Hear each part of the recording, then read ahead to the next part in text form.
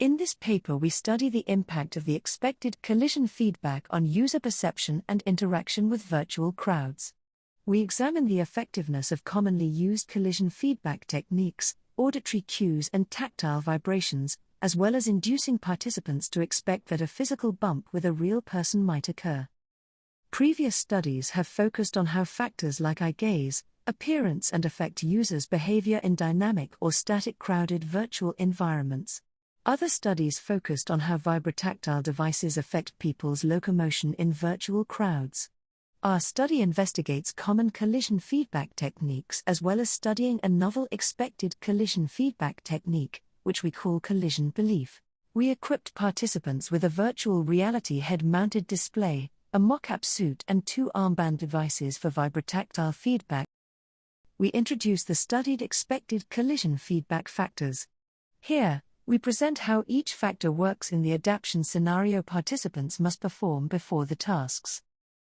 When there is no feedback, users can see a sign with the text "No real people in the crowd," and they walk through the narrow corridor and collide with the agents without receiving feedback. When audio is enabled, the virtual agents will initiate distinct auditory cues in response to collisions. When vibration is enabled, the armband will vibrate upon collisions. Specifically, only the nearest armband to the collision event will be triggered. When collision belief is enabled, participants will observe a sign displaying the message, "There may be real people in the crowd." Additionally, participants will experience physical contact between their arms and the arm of one of the experimenters, who will be positioned precisely aligned with a virtual agent. We implemented a within-subject design in which each factor had 2 levels, enabled and disabled, resulting in 8 conditions. Participants also experience a pre-test condition to study sensitization effects. After the adaptation phase, users enter the first scenario, the corridor. In this scenario, participants are required to walk toward the goal position while avoiding collisions with the simulated crowd.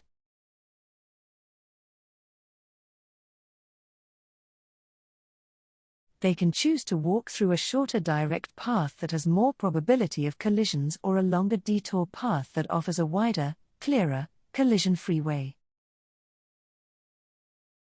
The second scenario consists of a busy crossing where agents walk from one end of the crossing to the other and reverse direction upon reaching the end.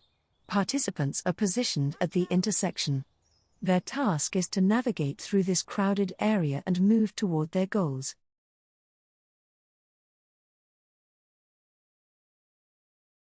We evaluated both objective and subjective metrics. We calculated the average completion time per trial for each scenario, number of collisions, and clearance. For corridor, we also labeled the path choices, direct or detour, based on the recorded trajectories. We precisely recorded participants' movements using the motion capture suit. We then calculated their torso rotation based on the motion data.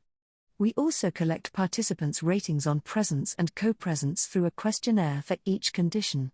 After the experiment, participants also wrote opinions on their overall experience and each factor. Our results suggest that in crowded environments, audio cues affect people's global behaviors, such as high-level strategies participants use when navigating, leading to a tendency to maintain greater distance from crowd agents, longer task completion times, and higher copresence. Contrarily, vibrotactile feedback affected more local behaviors, like immediate and specific reactions to nearby stimuli.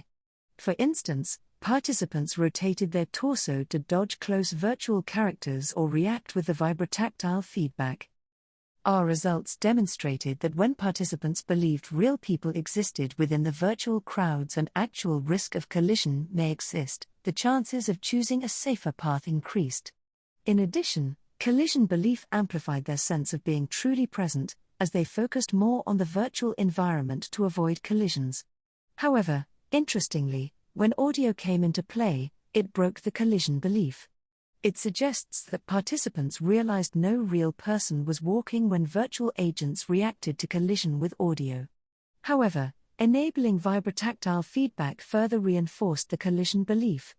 Please refer to our full paper for a detailed analysis of the results. Thank you.